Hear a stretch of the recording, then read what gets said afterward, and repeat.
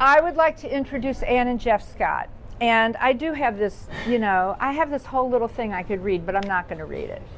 Okay, because they're going to tell you their whole story. And in case you haven't already learned their story. But the story that I know is a little different because you were already doing your podcast, your vlogs, your vlogs. YouTube, yes. Right, your vlogs. And then they came to see me. And they came to see me and sat down on my couch in my living room with their adorable little dog, Bella. No, she wasn't with us. She wasn't with us? No, she was back Oh, in I the guess US. not. Oh, I guess not, right. And I said, look, you guys, if you're going to do this podcast, you got to get it right. I said, okay.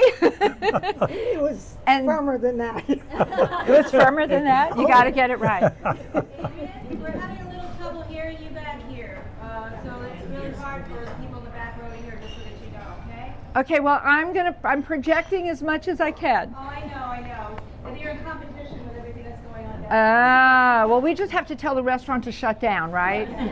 Is that what we're going to do? We're just going to go, okay, you guys, just...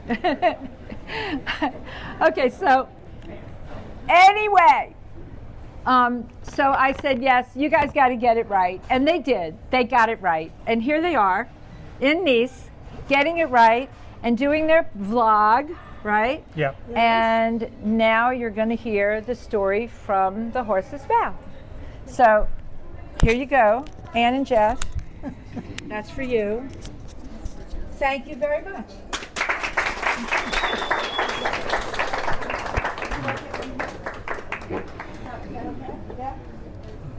First, we'd like to thank all of you for coming. A lot of you, we already know you're our friends. You started as our subscribers, and it really touches our heart that all of you have come and supported us today. So before we go any further with what we've come to say out loud in person, I created a video that tells our story. So let's watch that first. Thank you. Here we go. Just loving this moment. Can we stay here forever? I'm loving this moment. Can we stay here together? If I could stop the time, don't you know that I would? 'Cause I'm just loving this moment. Can we stay here forever? Forever. Forever. How did we end up here in Nice, France? How did we even end up in France to begin with? The story begins with me. I have always, my entire life, well, for the most part, always wanted to live in France. It was my dream. That dream started when I was about 11 years old. And my parents took my brothers and I to the New York World's Fair. And while we were there, we went into the Paris Pavilion, and there my father bought me a little French beret. And I loved that little French beret, and it opened something up inside of me, and it made me feel that if I put on that beret, I could be French. That beret gave me Frenchness. And I was just 11 years old, and what did I know about being French? So in my mind, I thought that if you were French, you could can. So I managed to get a record of can music. And my next door neighbor and I put on a backyard show for the neighborhood. And here we are, kicking up our heels, doing the can, while the music flowed from upstairs. My bedroom was just above there, and I had my Barbie record player playing can music, blasting can music out there, as the kids in the neighborhood watched my neighbor and I do the can. And as far as I was concerned, that made me French. So that was just the beginning. So over the years, starting when I was that 11-year-old little girl with the beret, I started indulging in all things French, because after all, I wanted to be French. And when I was in 7th grade, I was given an opportunity to study a foreign language. You know it. I needed to learn how to speak French to complete my Frenchness. And so over the years, I studied French for around 8 years and into college. So I decided that I wanted to work for the United Nations and I wanted to become an interpreter. That was my big plan. You know the old saying, we plan, God laughs. As life would have it, my life did not take me in that direction, and instead I spent over 25 years as a senior human resources manager working for a large company in Philadelphia, Pennsylvania. And you know, in human resources, it's all about details, details, details, details.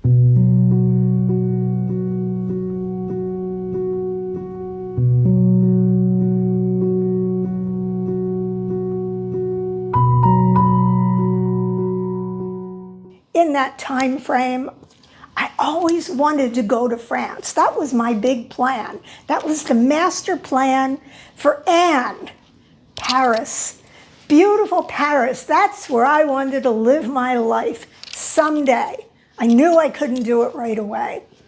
So when I got married, husband number one, he refused to take me to France. He felt that French people didn't like Americans, and there was no way he was going to go to a country where they didn't like Americans.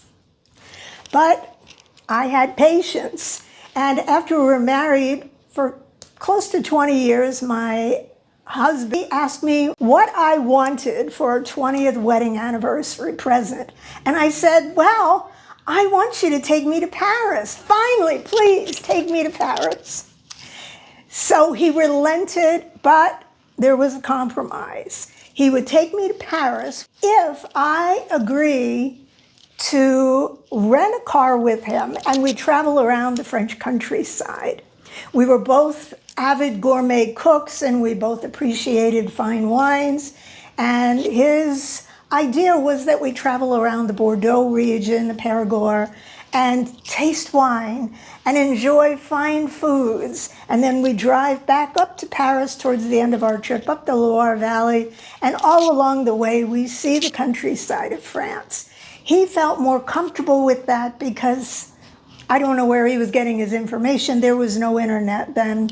But he believed that the people out in the countryside of France, they were fine with Americans. They didn't hate them as much as Parisians did. Well, during our trip, he learned that Parisians didn't really hate Americans. They treated us quite kindly. However, in that period of time, we relied 100% on my French language skills, which I hadn't spoken in probably 23 years. Nevertheless, in the countryside of France, nobody spoke English, and we traveled from chambre haute to chambre haute, town to town, every night, stopping at a tourist office and booking a room for the night in a tourist office. And that forced me to bring back that French language that I was probably fluent in years before after studying for 8 years. Of course, after that very first trip to France, where as soon as I saw the Eiffel Tower, I could feel in my heart that I was home. You know that when we got back home to the United States, I said to my husband, I really want to move to France someday. It's everything I thought it would be. But he had no interest in moving there for any period of time. So I got creative. And around that time, I was starting to get burned out from all the travel and intense stress in my job, running human resources departments and working 12, 16-hour days. And I came up with this great idea that I would create my own little French world. And I had always had another dream of owning my own little restaurant, because after all, I was an avid gourmet cook. So I came up with the idea of opening my own little restaurant. And I created a salon d'été in the rolling hills of Bucks County, Pennsylvania. I designed a menu based on my own recipes and based on foods that we had tasted out in the countryside of France, mostly out in the countryside at the little salon d'été and also at some of the cafes that we had visited in Paris. Quit my corporate job. Our specialty was a 5-course high tea that I invented in my head, based on little French recipes. So I created this very chic 5-course high tea, and I hired chefs to bring my recipes and my dream to life. My restaurant was called Monet's Garden, and it was fashioned after Monet's home in Giverny. I had French music, old French music, wafting through the air. My husband at that time had perfected the art of baking French baguettes that could compete with any French baguettes sold at any boulangerie here in France. So on the ground floor of the restaurant, we had a bread bakery and a French gourmet shop, and we also sold and used the teas of Mariage Frère, based in Paris. I had made a connection with them, so I had created this little French world. I even pretended to be French. When I answered the phone with a phony French accent. And a lot of people bought it because often we had people who would come in and say that they wanted to meet the fine French lady who owned the restaurant. Well, unfortunately, my restaurant met the fate that many restaurants meet, and we closed our doors about a year later. We lost everything that we had put into this restaurant, including our home, including each other. So fast forward, goodbye husband number 1, introducing husband number 2. Well, I'll cut short on that story. Although husband number 2 took me to France as many times a year as I wanted to go, husband number 2 had no more interest in moving to France than husband number 1. So you guessed it, after a long marriage with husband number 2, it was so long, husband number 2. I lived alone with my little Yorkie Morgan, who unfortunately has crossed the Rainbow Bridge, but that dream of going to France never left me. I had this picture hanging on my wall to remind me that this was my dream. And then one day, after more than 50 first dates, a handsome man sent me an email on a dating site and said, "Hey, I'm really interested in you. How about if we meet sometime for a glass of wine and we talk about life?" However, shortly before we met, he sent me one more email. And that email was simply a question. And he said, "So, if you could live any place else in the world besides here, where would you live?" And well, you guessed it. What do you think I said? Pittsburgh, Pennsylvania. Okay, no, I'm just kidding. I said Paris, of course. So Anne's response about Paris made me more interested, because I again was also looking ahead to retirement, where would be the optimum place to be. And Paris and France were on the top of my list also. So as an architect, I attended Kent State University for my training. And the dean of the School of Architecture was Italian. And he felt that all of the architect students needed to get out of the United States and go to Europe and study in Florence to see the contrast of American life versus life in Europe. Well, for 6 months, I lived in Florence, studied architecture, and enjoyed taking trains everywhere you wanted to go, having the break in the afternoon, walking and seeing a city where everything was pedestrian laid out.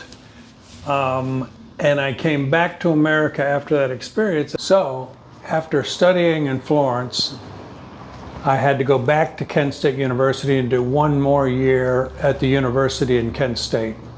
Then the procedure to become an architect is 3 years of internship with an architect who is already licensed.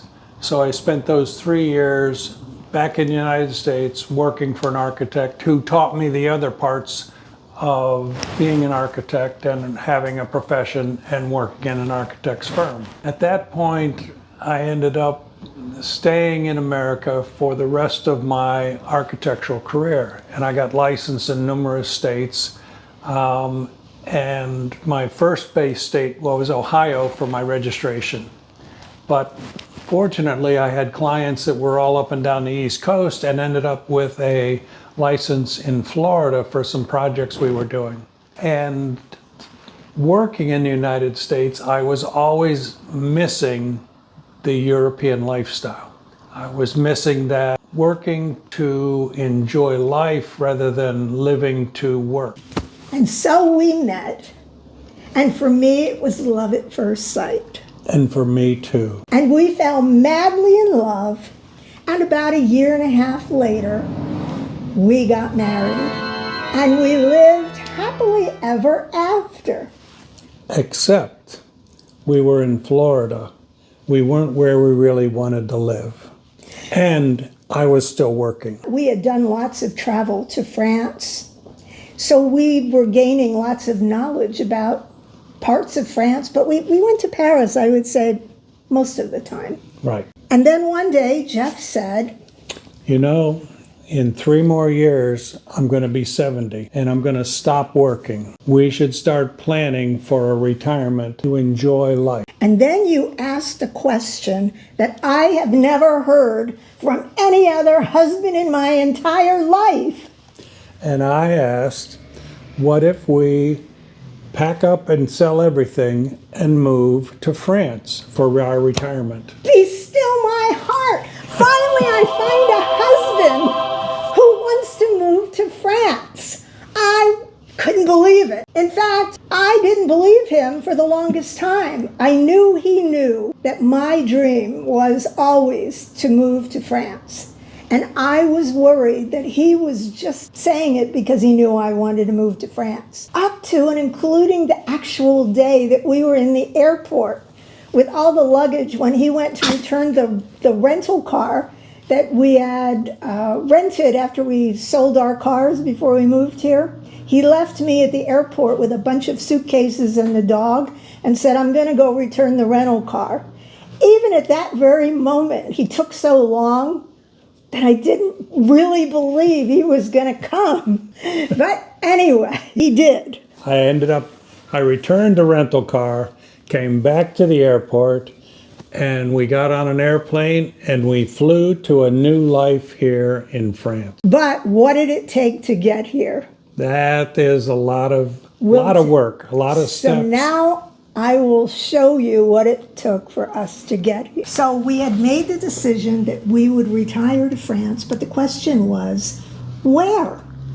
So Jeff managed to get almost 3 weeks vacation off, and we decided to travel around France and decide what town felt right.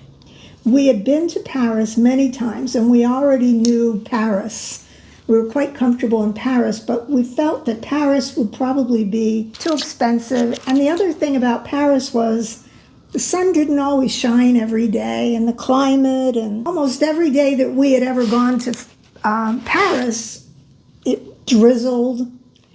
And Well, the winter time in Paris, it's cloudy and rains a lot. And every once in a while, it actually snows in Paris. And having lived in Florida for as long as we did, we were used to a milder climate and more of a waterfront type living, palm trees, beaches. And Paris, although it's a beautiful city, is not on the water. And because we were going to be living on only our U.S. Social Security benefits, we had a certain amount of money that we were going to be limited to each month. And because we both came from other marriages, we didn't have huge retirement funds. In fact, until he had decided that he was going to retire, we pretty much didn't have any money in the bank at all. So we had to start at that point putting away as much money as we could put away. But we took this 3-week vacation and we traveled. We started in Paris. We drove to Saint-Emilion.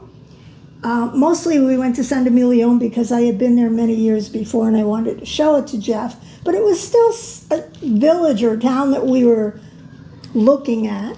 And then we spent about a week and a half traveling around Provence. Yep. We decided Provence just didn't have enough energy for us. We were looking for some place that had life after dark and more than a couple of restaurants in the center of town. So although Provence was lovely, it wasn't really for us. And then we headed a little further south. We spent one night in Saint-Tropez. We admitted Saint-Tropez was way out of our budget. And then we continued down along the Côte d'Azur and we ended up in Nice. And we spent, I guess, about 4 nights Yep. in an Airbnb. And although I had forgotten to ask if there was a lift in the building, we walked up those steps every night. Right. And the stairwell was on a timer. So if you didn't get up the steps fast enough, the lights would just go out and you'd be in total darkness, which we did end up having a problem with one night. Neither of us could get up there fast enough. And when the lights went out, Jeff raced up there and he started looking for a button on the wall to turn the lights on, and it turned out he was ringing doorbells, but that's another story. Yeah. Anyway, once you got into that Airbnb, which had a terrace that overlooked the port, it took our breath away, and we sat there mesmerized by all of these mega yachts that were coming and going in the port area there. And that was the beginning of us falling in love with Nice. So before we made the final decision that Nice is where we were going to be, we had made a list. And it was basically a checklist of everything that the perfect retirement city would have. Things like, first of all, it had to meet our budget. Yes. Nice easily came within our budget. Yes. After all, we were coming from a very expensive town in Southwest Florida that technically on our Social Security today, we couldn't afford to live in. So it was going to be very easy to find a lot of places that were below that cost of living. So it had to meet our budget. We needed something that was walkable because we didn't want to have a car. Right.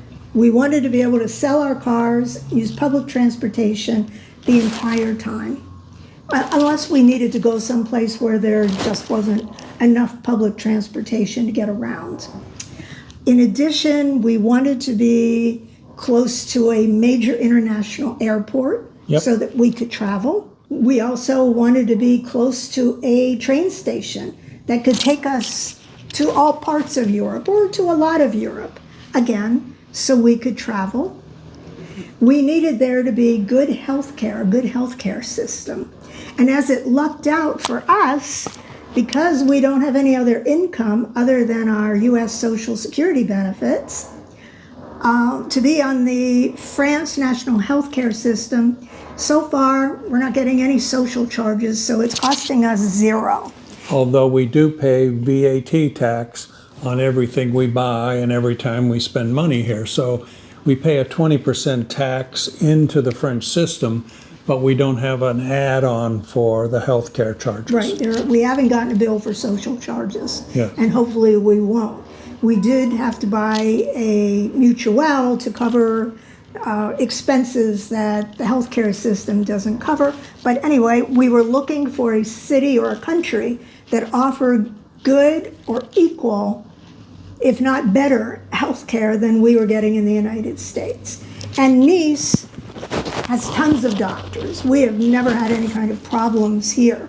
So that checked off that box. We needed to be near a hospital. We also, because Jeff does not speak as much French as I do, we wanted to be a place initially at least with a large expat population. It is true that a lot of people speak French here in Nice, and that's primarily in the tourist areas.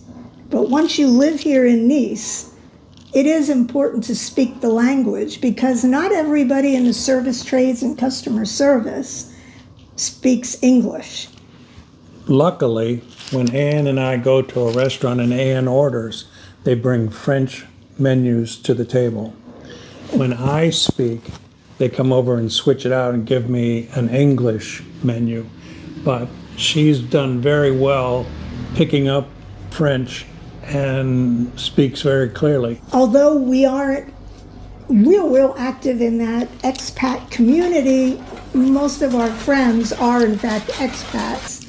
And so that does make it easier for Jeff. And hopefully, as the years go on, we'll make lots of French friends and be able to integrate more into the French community. Yes. But these were things that were very important to us in finding the perfect place to move to. And of course, the climate. We were coming from Naples, Florida, where, you know, it's summertime for the most part, most of the year. Here, it does get cold. For me, it gets very cold compared to Florida weather. In the 40s in the wintertime, to me, is very cold. But I guess I still have my Florida skin. But anyway, Nice ticked all of those boxes for us. So when it came time to deciding where to move, Nice was an easy yes. So let's talk about that YouTube channel.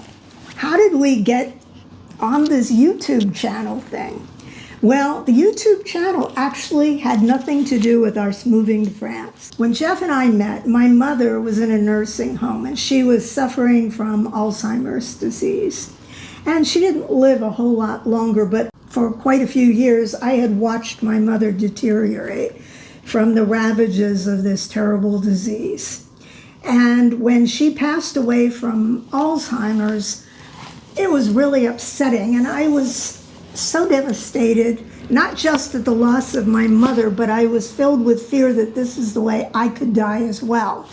And I spoke with my doctor the next time I saw him, and I told him that I was scared that I could die that way, and I didn't want to die that way. And he said to me, keep your mind busy. Just keep your mind busy. He said the chances of you getting Alzheimer's just because your mother had it are very slim. He said, do puzzles, learn another language, teach yourself something hard to do, some skill that uses that part of your brain that keeps your mind functioning.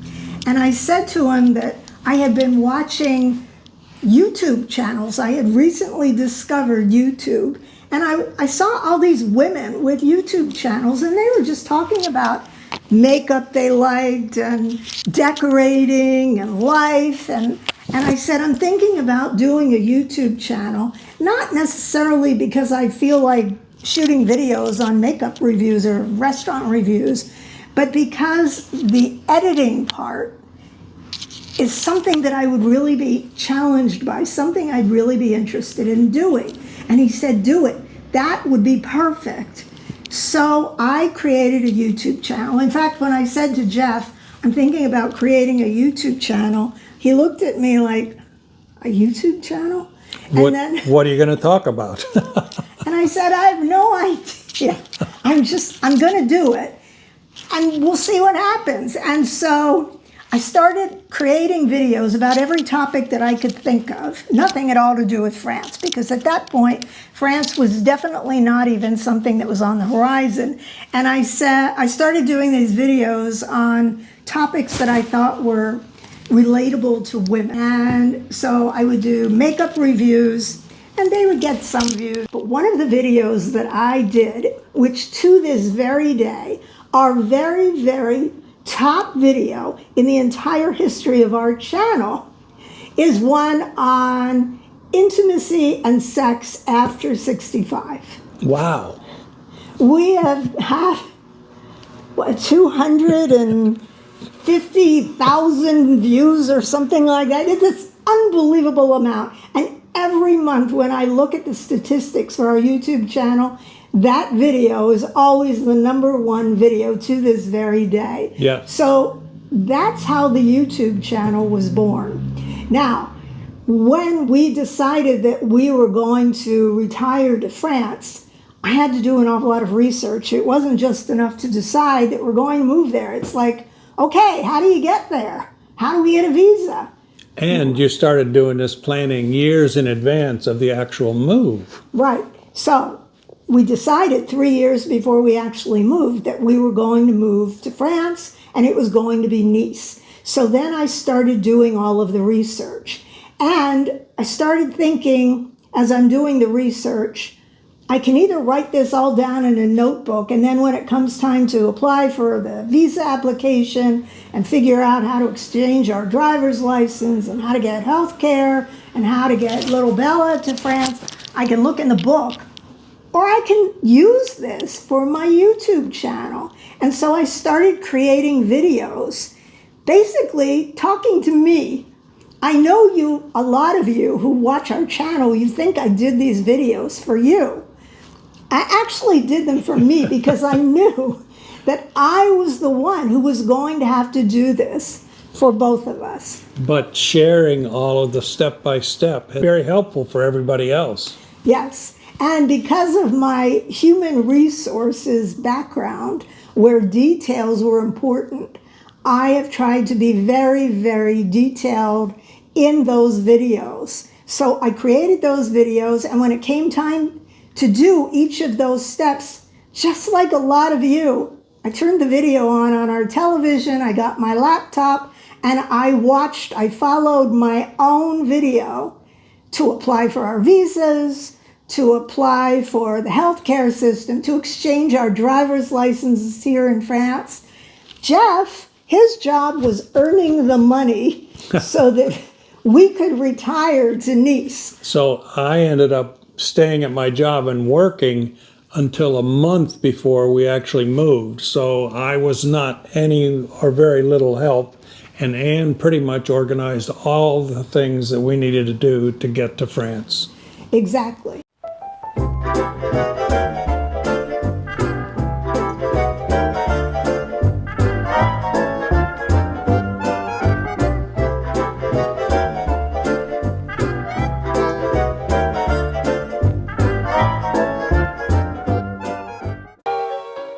So this is the bin of red and pink and purple shoes.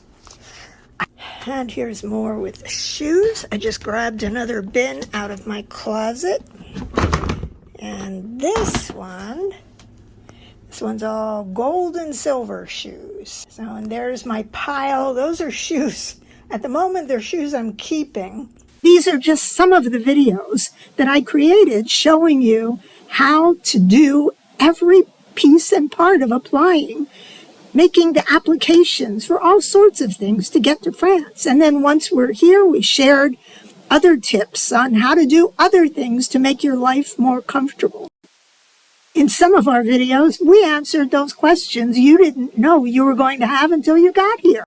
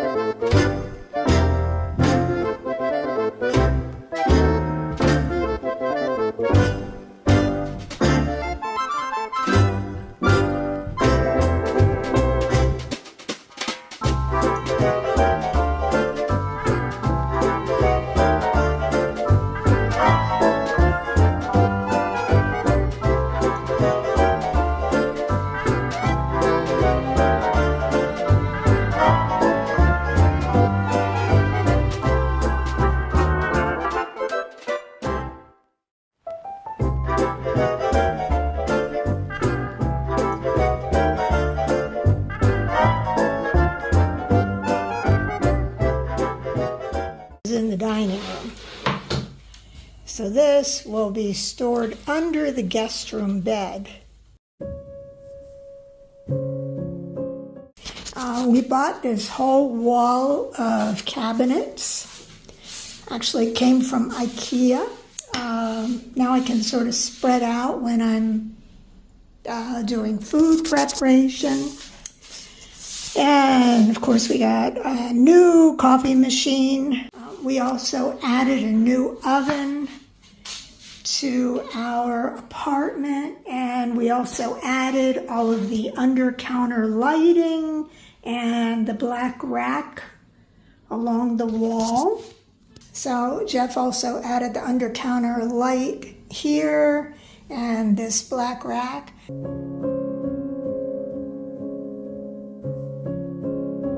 And here we have the finished product. Look how pretty.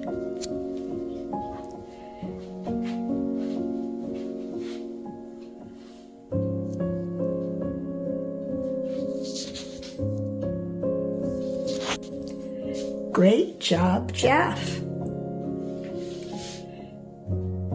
And then we added a couple of inexpensive mats for the floor to pick up the gold. And now I think our kitchen is complete. And we bought an ice maker. I know, us Americans and our ice cubes. So now we come into our living room. Of course, we have to start with Bella's little toy basket.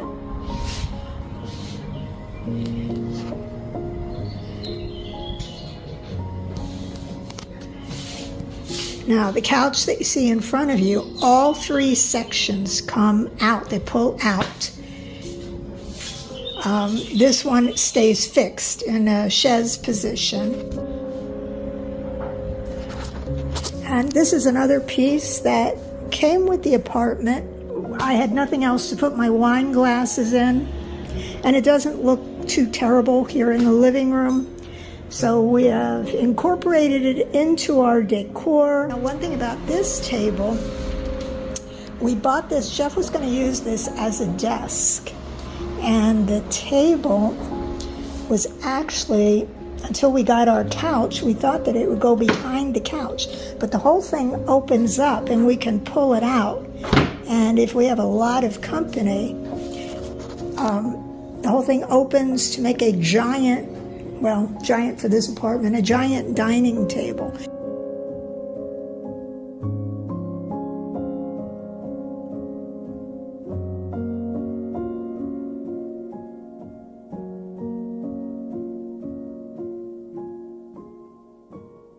This is another piece that came with the apartment, as did the mirror.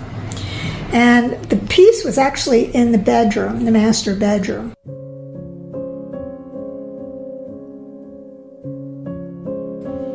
So here is our little toilet room. We didn't think it should just be a boring toilet and nothing else. So we've decorated it with old postcards from Paris, an old map of Paris. Because after all, Paris is always in our hearts. And here is our bathroom. Jeff has added shelves right here for me, mostly for me, and we have with lots of storage. And this is one of the antique pieces that came with the apartment. And so we've put it in the hallway here, and I actually used the bottom part of the cabinet for extra sheets. And if you look at this, this looks like maybe it was a built-in unit. So I bought the greenery and hung it so it's not so visible.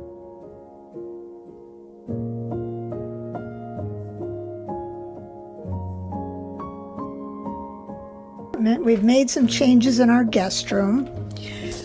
We put up, this is a wall unit, and it goes from here all the way over to here.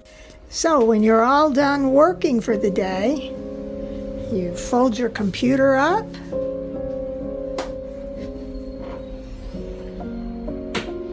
close the desk,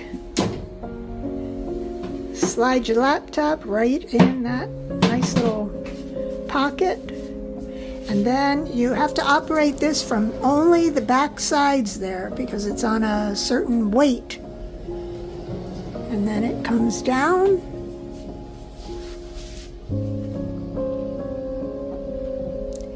And there we have our fully made bed. Just a few little adjustments. Need to tuck that little blanket down. And then it has legs that come down on the sides here. And there's one at this end.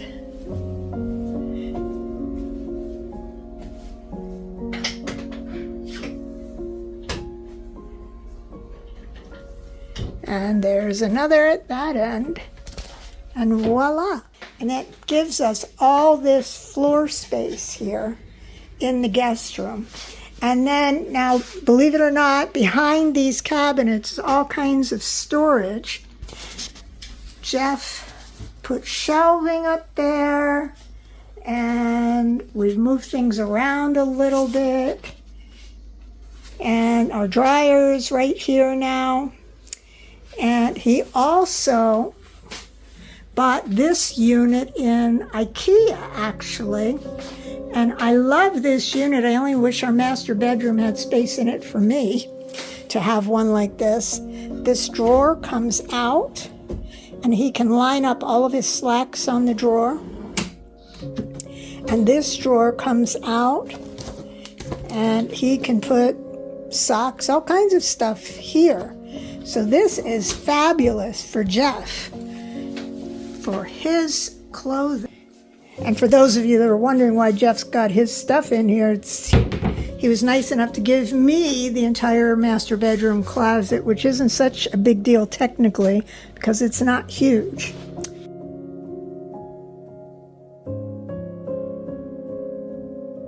And this is our thriving terrace garden. Of course, we have our herbs over here,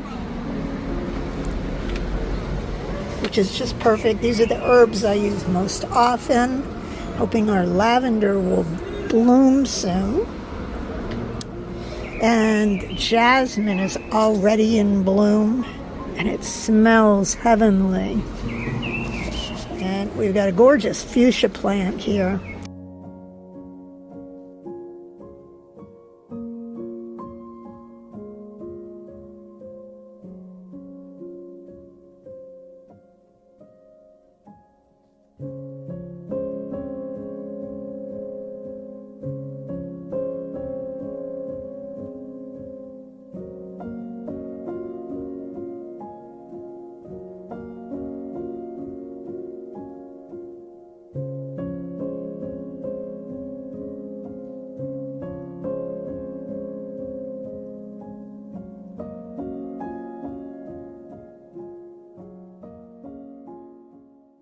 So those videos, they got us to France, just like they will get a lot of you to France, or have already gotten, I venture to say, hundreds if not thousands of people to France. We're very happy that we have been able to help so many people, and we hope to continue to help lots more people.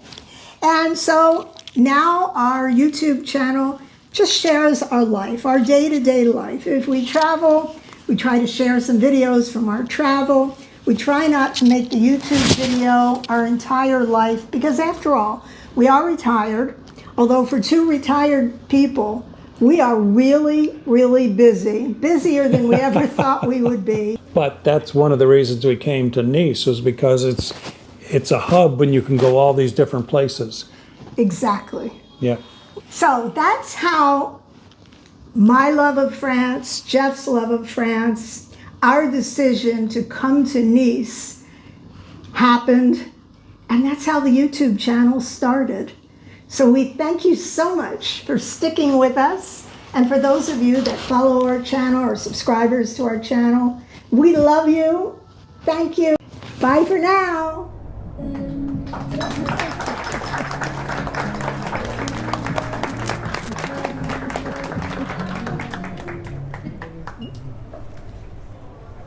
So, here we are. We made it to Nice. And that's what it took. I'm sorry, I took it off. It doesn't matter. We don't need that anymore. No, we have notes.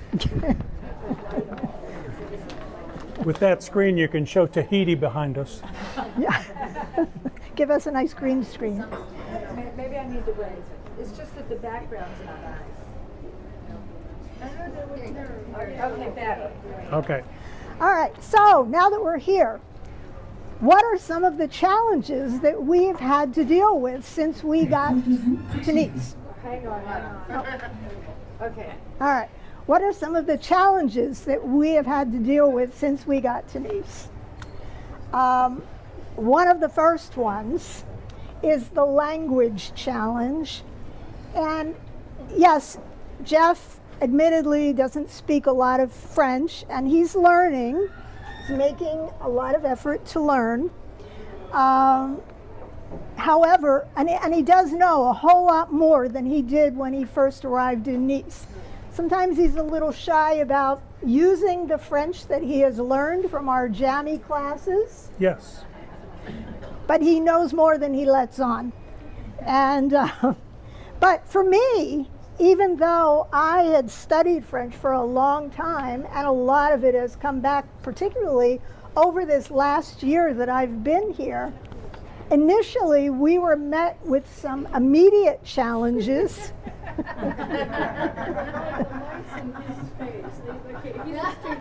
He's just too tall. It doesn't matter. Can you shrink down a little? One of the first challenges that we had with my French Okay. One of the first challenges that we had with my French was, when I learned French, it was in the 60s and 70s. That's 1960 and 70.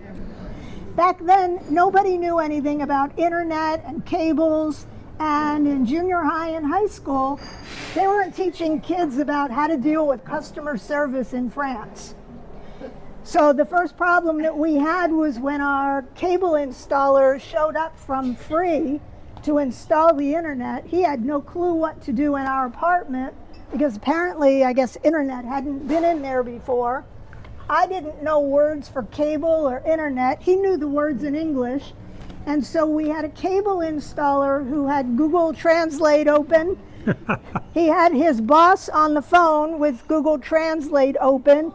And I had my Google Translate. Between the three of us, we killed the 45 minutes that he had allotted to install our internet. And he finally said, forget it, time's up, I have to leave now. So initially, there was no internet or cable, and I ran downstairs to our very first French friend in France who owned a restaurant below our apartment.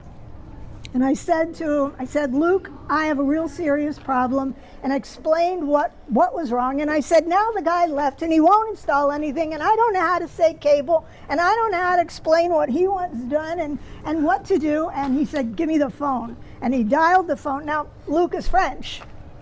He dialed the phone, he called them on the phone, he had all the notes, and he pretended to be Jeff, and he yelled at them in French. And he said, is Tuesday at 8 o'clock good? And I said, yeah. And he said, okay, done.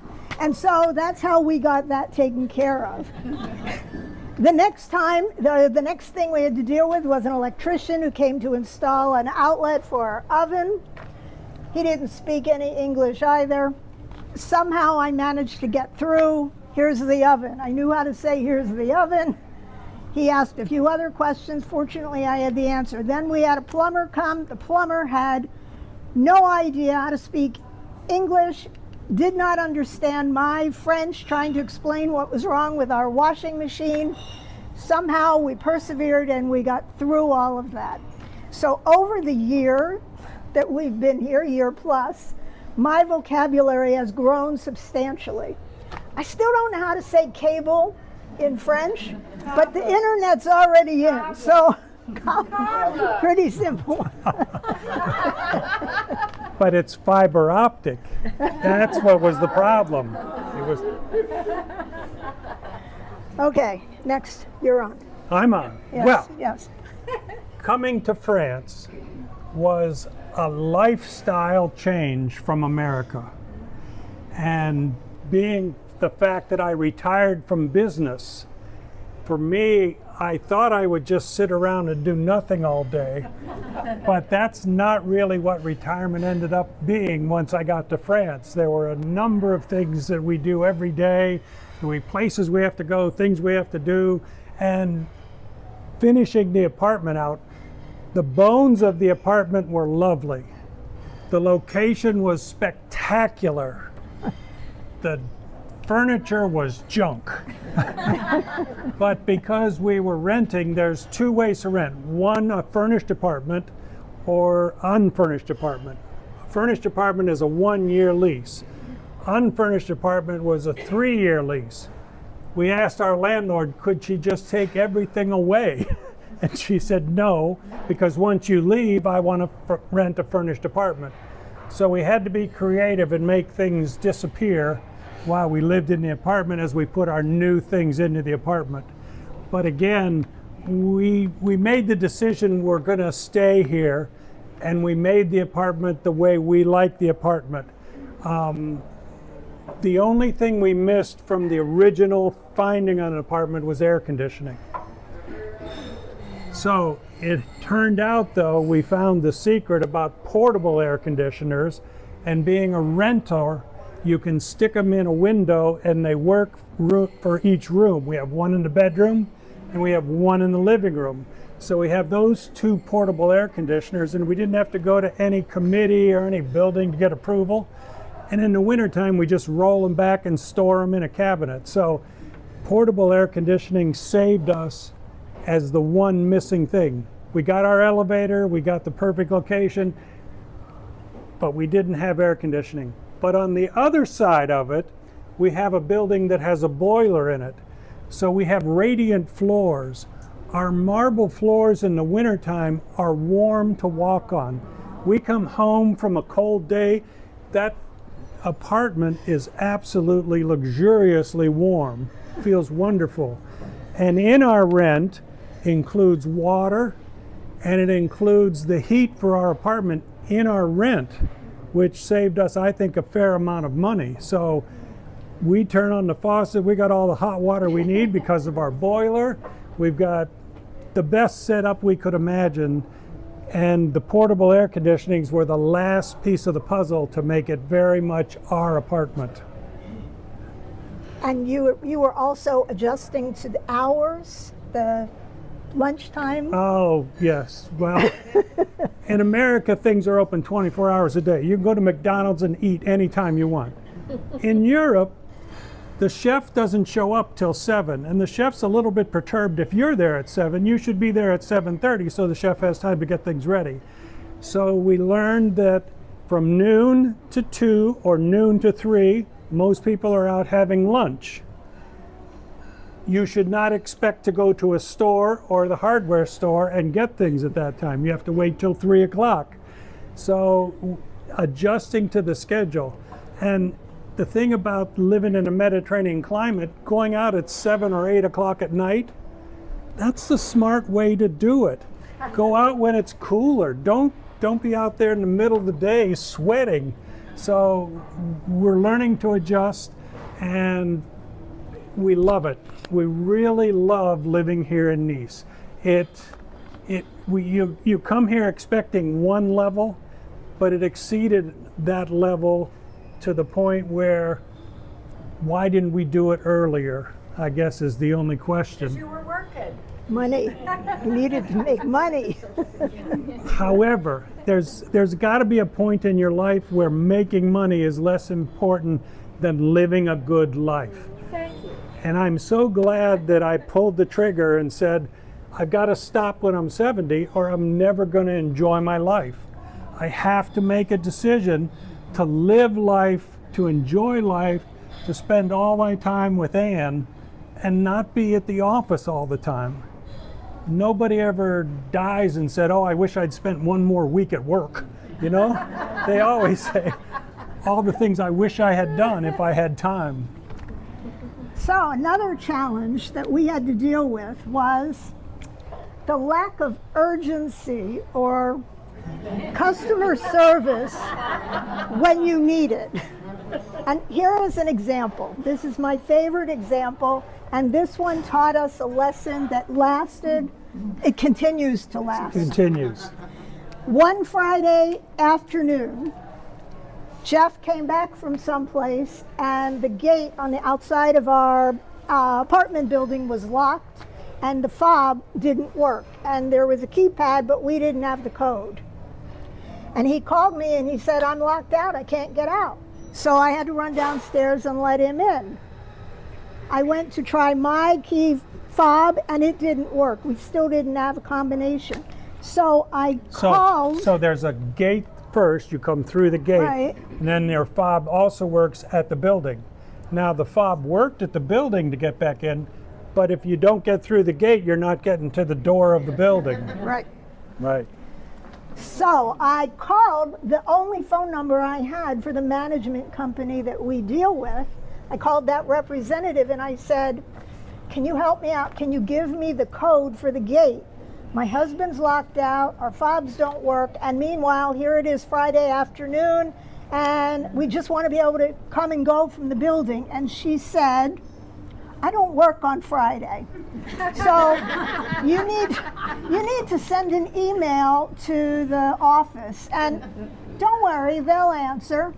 So I sent an email. A few hours later, no response. A few hours later, another email, no response. Now, fortunately, the restaurant downstairs was still open. They normally closed on Saturday and Sunday. So he ran down to the restaurant, to our buddy Luke, and said, Luke, we have another problem. Luke, what's the secret code to get into our building? And Luke gave us what we thought was his code. We didn't know if it was the code or his code or somebody's code, but we got a code. Meanwhile, I'm like seething because this is like an urgent problem to me. But No they don't work on Friday. But no response. No response Saturday, no response Sunday. No response Monday because Monday happened to be a bank holiday. Bank holiday. Meanwhile, I'm emailing saying, we don't have a way to get in and out. My husband would have to climb the fence, and could somebody just give us the code? We need help with this. No response. On Tuesday morning, I get a call from a man who I got the impression was the manager of this management company, and he said, so, you got it worked out? And I'm thinking, well, yes, but no thanks to you. And I was expecting a thank you. I'm so sorry. We were so busy, all of this. And he just said, all right, good. And I was thinking, why isn't he feeling this apologetic attitude? Why isn't he helping me? Why isn't he feeling bad that we could have been locked out if that restaurant guy wasn't still open and we got the code? Jeff would have been scaling the fence every time we came back to our apartment because there was no other way to get in unless we waited for the Salvation Army to open on Sunday morning, which was next door, and we could sneak through their gate. So I thought, I was seething, and I decided I'm going to send an email to Patty. And I said, Patty, I just need to ask a question because I'm just like really upset about this situation. And I described to her what happened.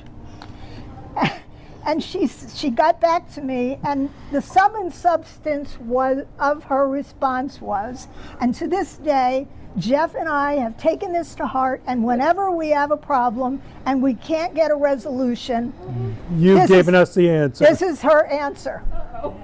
Nobody died, did they?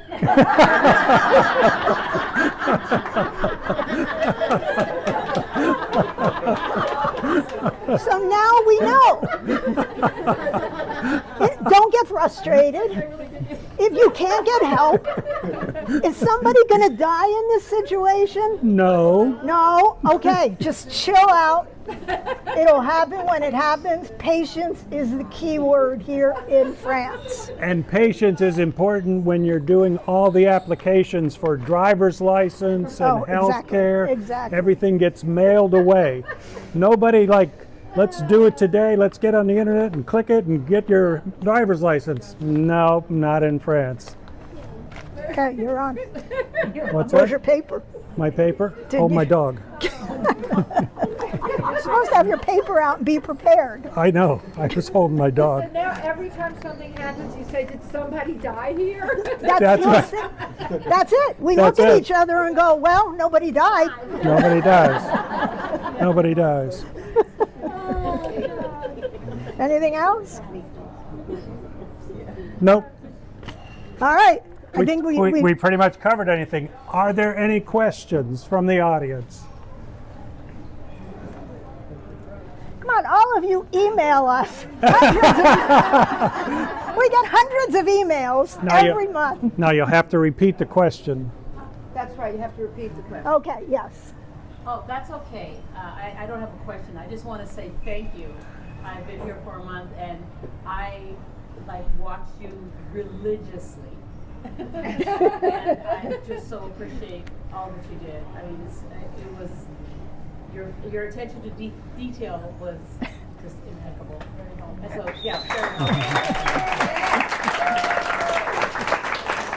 helpful. And all that credit goes to Anne. And one of the last things, we've been here over a year now.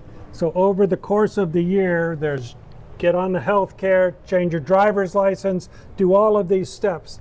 The last step was do your French income tax. And the poor girl worked on it and worked on it for a week. And she said, I'm gonna do it, I'm gonna figure it out. I said, just hire an accountant. Just for the first year, hire an accountant, because she wasn't sure where to fill certain things on certain things. I said, hire a professional for the first year, get that thing done, and after 5 days she said, I give up.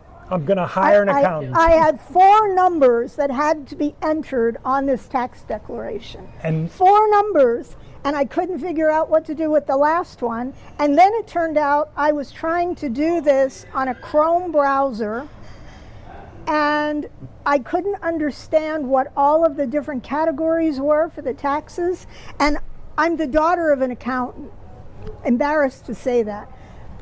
I can't even do my U.S. tax return. I use TurboTax to do our U.S. tax return and always have. yes, But I was so stubborn that I literally spent a week pulling my hair out, just trying to figure out this one number. Where does that number go? And does it go on that form and that form? Or just this form? Or does it go on that one, and that one? Do I need that one? And what's with all of these bank forms? I spent a half of a day just doing the forms where you have to list every bank account that you had in the prior year, right.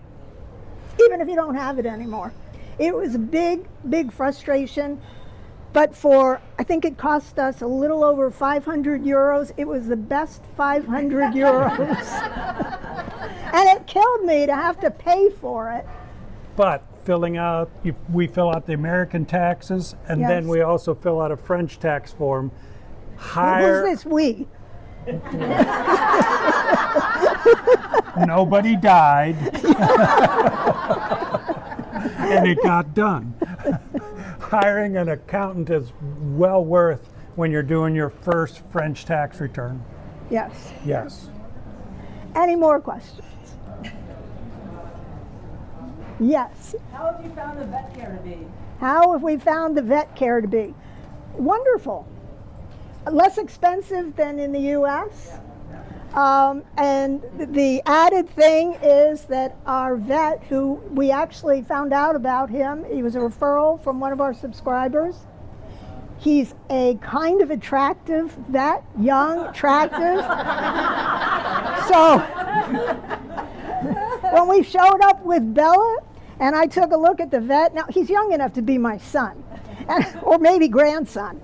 And I'm looking at him thinking, oh, we don't have vets that look like this in Florida. But very reasonable. And grooming your dog. Oh, yes. We just took this dog before today. She looked a little bit like a Like, homeless like dog. in the video, she So was she kind got of ratty. groomed and all spritzed up. Yes. Grooming here is half as expensive as it was in Florida to have the dog all groomed and prepped and ready for today. Yes. In Naples, Florida, we were paying over $100 to have the dog bathed and groomed. Here, we found this cute little shop. It looks like it's owned by maybe a mother and a daughter. And it was, what, 43 euros? 43 euros. So, yes. Now, if you had told us 10 years ago that you could leave Naples, Florida and live in Nice, France for half of what you're paying in the United States, we would said, that's insane. That's not possible at all. But now that we live here, it cost us half. Actually, 47%. 47. It cost 47% of what we were spending to live in Naples. Now, fortunately, or unfortunately, we couldn't afford to live in Naples today without him working. But it's been a breeze. I mean, we literally live on our U.S. Social Security benefits. We very rarely dip into our savings account, only if we travel and we don't want to use what's left in the savings. We have money left over every month. We don't owe anybody anything. For the first time in both of our lives, before we moved here, we paid off every bill. So we literally came here debt-free. And at the end of the month, the rent just automatically comes out of our Social Security. The electric bill just comes out. The internet and cell phone bill just gets withdrawn, and we just go out and have fun. We don't even worry about how much money is in the bank, because so far we've never gotten close to running out on any month. And in the United States, they encourage everybody to have a credit card, and they want you to just blow money with your credit card. So of course, and by paying off all of our bills, has gotten us a credit rating of 800. Which And does she nothing. says, it doesn't matter. There are no credit cards in France. She says, forget that. Your credit score doesn't make a difference here at all. But when you get a debit card here, it's a certain amount each month that we've told the bank we want to spend. And we've gotten to situations when we've been on vacation that we get to the end of the month and our debit card's refused. And we say, why is that? I know I have money in the bank. What happens is the bank says you're going to be over your spending for that month. You have to make sure you contact the bank and tell them in advance you need that limit change for a month. We've had that bump into that once or twice when we've been traveling. We had an Airbnb reservation in Paris, and while we were on the train traveling from Normandy back to Paris, I had a notification that our Airbnb reservation was canceled, and the money was refunded because they couldn't get the payment, the other part of the payment. And it turned out that I had gone over, or if they took that payment, it would have gone over the monthly allotment On your French debit card. that we said we wanted to spend. We weren't used to this. In the US, if you've got the money in the account, the charge goes through. No. Here, In the not US, here. if you've got a credit card, you can keep charging, even if you don't have money in the account. Yes. So it's a different mindset with your debit cards here. Right. Yeah. Right. And we try very hard not to use the credit card. The only time we use it is initially to book a reservation, airfare, something like that, just to get the money back, cash back on our credit card. But then it becomes complicated because you can only pay your U.S. credit card with U.S. bank account. And So, yes. the other thing that you've done that helps us a lot is you've had our Social Security through the embassy in Paris deposited into our French bank account in euros. Yes. So each month our bank gets euros for our Social Security payments. So it saves and gives us a better rate of exchange by doing it through the embassy. And to be very honest, it keeps us from getting depressed at what the dollar is doing because we're living our life in euros. It's not like when we were getting our money deposited into our US bank and then we would make the transfer using a Wise card and we could see what the exchange rate was, and it was getting more and more depressing.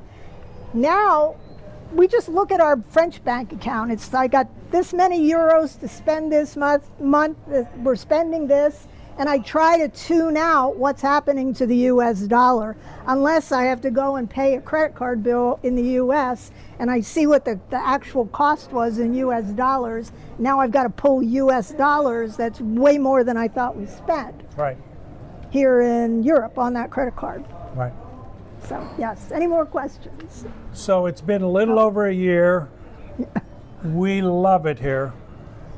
It is a much better life, and we encourage everybody that can experience life in Europe. Travel, see things, live, enjoy life to live, and stop the American mindset of I'm living to just work, I'm living to just work, I'm living to just work. Any more? Ask how many people are actually living here. Oh, how many people are actually living here right now? Ah, All right.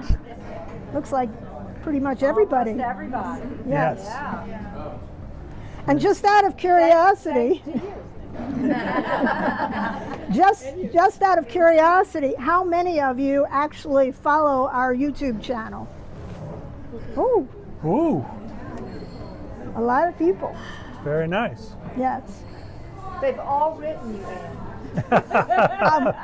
A lot of them have, yes. Do you have a video on your how to do your Social Security through the embassy and have that deposited in euros? Do you have? I believe it's within one of our videos. Off the top of my head, there's not one video that explains it. May I make a comment on that? Yes. Yes. No, go ahead. I'm just gonna. Well, yeah, let me borrow my, oh, thank you. Let me give you my mic. Yeah, give me your mic. Okay. Stand over here by the. No, it's okay. Patty makes funny faces at you. This is the advice side. While it's very convenient that the Social Security will transfer your funds directly into your French account, and they will give you the best rate of exchange because they actually don't take any fees in the process. But the downside, which you need to know, is that you're at the mercy of the rate of exchange at that moment. So if you don't do what Ann and Jeff do and you let it go into your US account, then when the rate is good, you can transfer as much as you want. So it's practical, but it's not really that financially smart.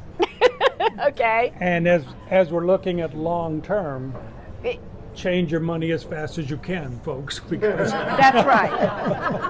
That's well, yes, because for the moment, Carrot Top wants to make sure that the dollar is weak. Okay, so but there is a variable rate. yes, Yeah. and you never know what it's going to be. So but what they're doing that's really smart is not paying attention. Okay. Because otherwise, you're right. You could get sad. depressed. You get Yeah. sad. You could get depressed. Yes. We do pay attention to the news in the U.S.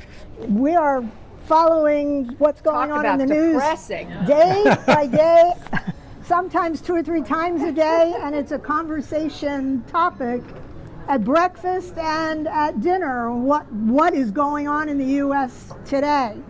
Which is another reason why we love being in Nice. Right. And we're far away from hurricanes in Florida. We don't have to worry about them. Yes. So I have a question for you. Yes. So you've been here a year, We've been here a little over a year. a little over a year. How long did it take you to get on the French healthcare system, or are you on it yet? And if you are, how easy was it for you to find a doctor? Well, The question was, how long does it take to get onto the French healthcare system? It's very quick to complete the application. And then you mail it in, and then like everything else, you wait. We were very lucky that we got onto the system within 2 months of applying. So we've been on the system since last year, and we bought a mutual plan, and life is wonderful. We're spending a lot less in healthcare here than we ever did in the U.S., even on Medicare with a supplemental plan. How easy was it to find a practitioner, a general practitioner, or a doctor? The question was, how do we deal with finding a doctor? I went on Doctolib. Okay. I did a search. My first search was terrible. I needed some prescriptions refilled. I had come with 90 days worth of prescriptions, and I was getting towards the end of that 90-day supply. So I went on Doctolib, and I found a doctor that was sort of around the block from where we were living, and I made an appointment for a video call. And I logged on at the appropriate time, and I saw a shadow of a silhouette. The man was not even looking at the camera. It was just in the dark, a silhouette. And he said to me, "What can I do for you?" in French. And I explained that I needed some prescriptions refilled, and I had sent him a copy of my medical history prior. There's a link on Doctolib where you can upload things. And he said, "I can't do this on a video call. You have to come to my office." So we made an appointment for a few hours later, and I walked over to the office with Jeff. And the man, let's say the appointment was at 5 o'clock. So at 10:05, we show up, the office is dark. We stood out there until about 5:20, and then I had a phone number from the guy, because when we did the video call, he couldn't hear me, so he called me on the phone. So I had his phone number. So I texted that number and I said, "Do we still have an appointment today, a rendezvous?" And I get no answer. So we're standing there trying to figure out, well, how long is appropriate to wait for a doctor when he's late? This is our first experience. All of a sudden, I don't know what, 10 yards away, a door opens and some old person, older than us, some old person stumbles out with one shoe on, one shoe off, and he's trying to get his foot in the other shoe. And we're just looking at this. We have no clue this is the doctor. And he comes over and he looks at us, and then he points to the office and he says, "Venez." So we follow after him into a dark office. He doesn't even turn on the light. And then there's this long dark hallway, and he just points, "Allez, allez."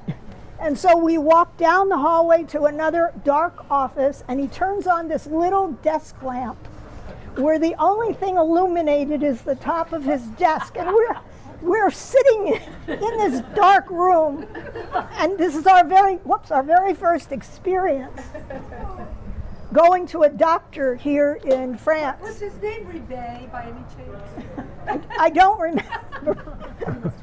I do. He did manage to give me prescriptions. If I had given him a list of 100 prescriptions, he would have given all of them to me. He didn't seem like he wanted to spend any time with me, and I was sitting there trying to justify why I needed this prescription and why I needed this, and he cut me short and he said, "No." And he just types up this paper, and he hands me this paper like, "Here, get out of here." And then he charged me, it said on Doctolib the price was supposed to be 25 euros. He charged me 40, and he said, "Oh, because I don't know you, it's 40. At this point, I needed that prescription, all those prescriptions. I didn't care. We got out of there and we're thinking, oh my God. We might need a different doctor.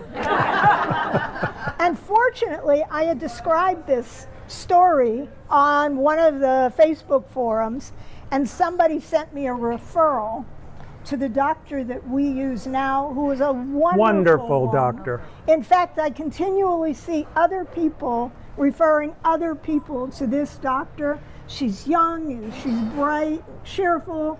She speaks English, perfect English. How much did your prescriptions cost? All of the prescriptions were under 10 euros, and most of them were under 5.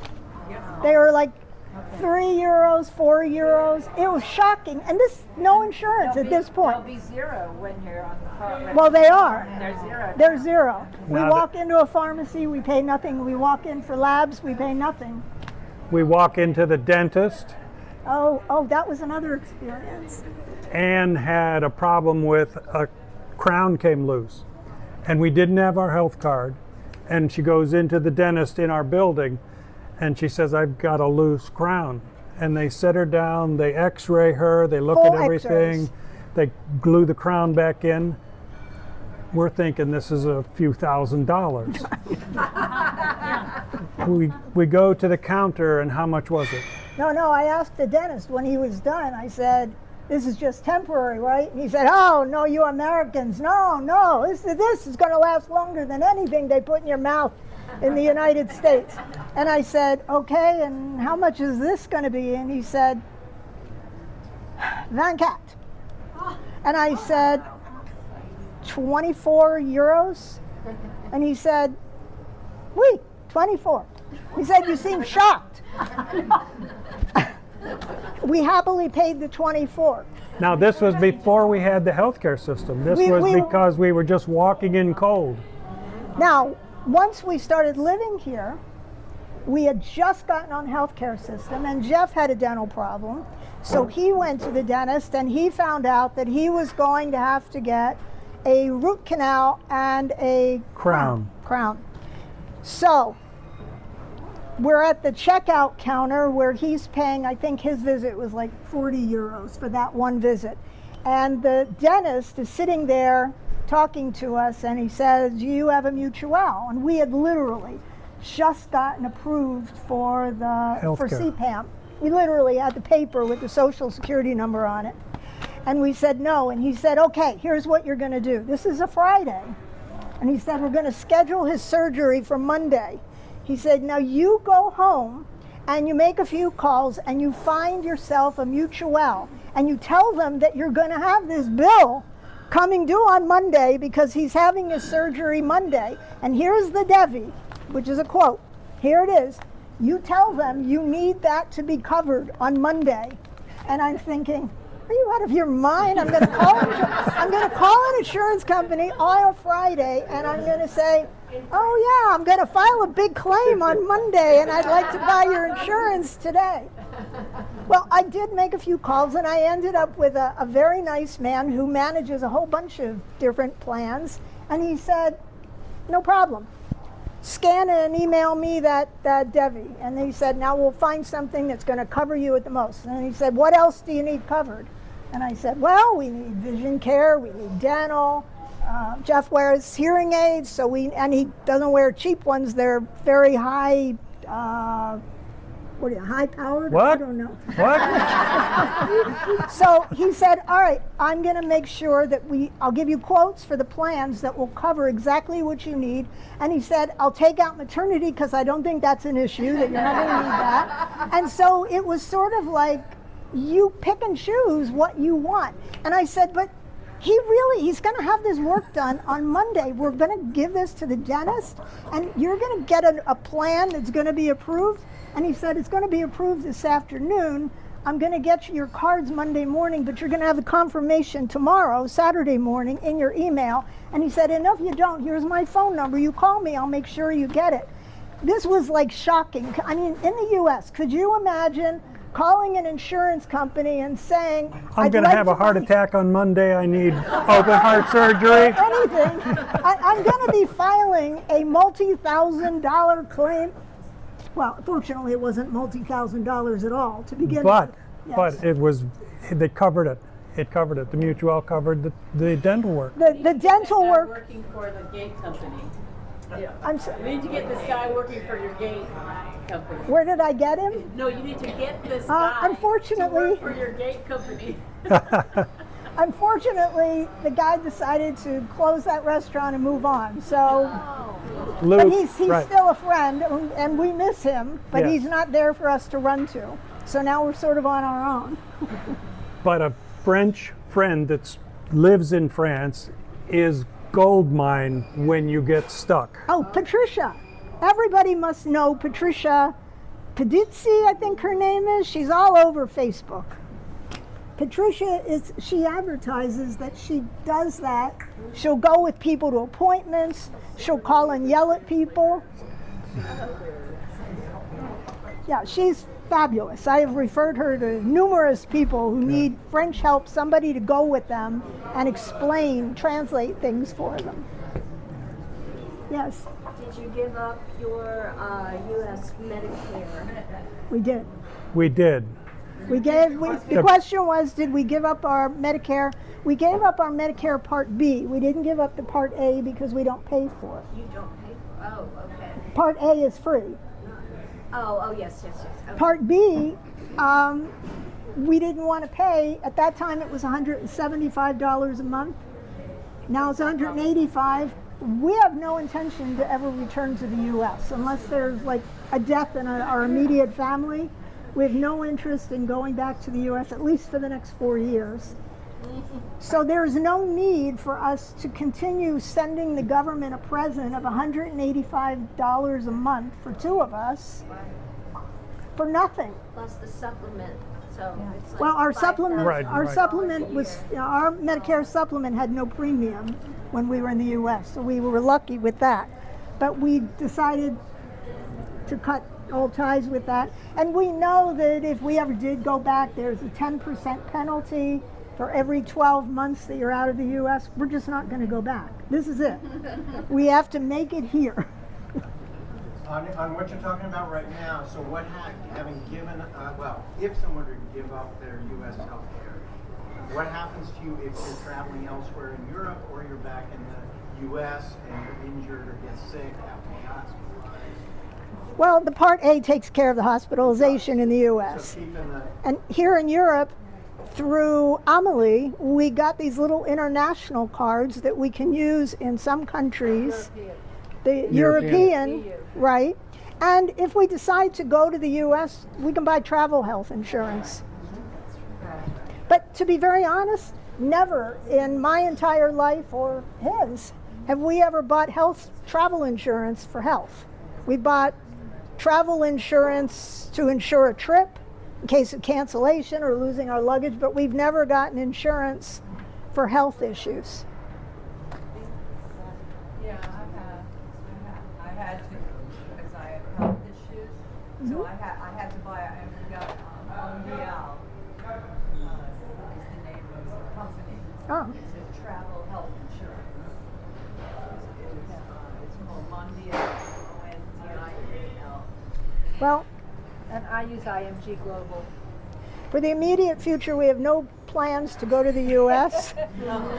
Knock wood, we're still very healthy people. So, We're going to see the world. We're going to travel, see the world while we're here. yes. And the beauty of it is Nice's airport takes you anywhere you want to go quickly, fastly, and cheaply, surprisingly. So Exactly. we're off to see the world. Yes, You mentioned travel insurance. yes. For those who don't know, buying an annual policy is so inexpensive compared to traveling and buying one for each trip. Look into it if you don't know. It's Okay. amazingly inexpensive. Okay, we'll keep that in mind. Yeah, Allianz, do an annual policy, it covers all your travel for the whole year. Oh, French healthcare, you're covered anywhere in Europe. I'm talking Right. about travel insurance. Yeah, but you mean Travel insurance. Yeah, train cancellations, all that kind of stuff. Never buy that. My mutual will cover international travel when you have for an emergency, but at French scheduled rates. Yes. That's the key. Even in the U.S., ours will cover the same Well, at that's the French problem. prices. That's why it's better to take out travel insurance specifically for the country you're traveling in. But the French healthcare card, believe it or not, covers you anywhere within the EU. It's amazing. It's amazing. Yeah. Any more questions? Nails Daily. Daily on Hotel de la Poste here in Nice. Hotel de Poste? It's called Nails Daily. The lady's name is Lisa. Just don't everybody call her at the same time. And she's on vacation right now.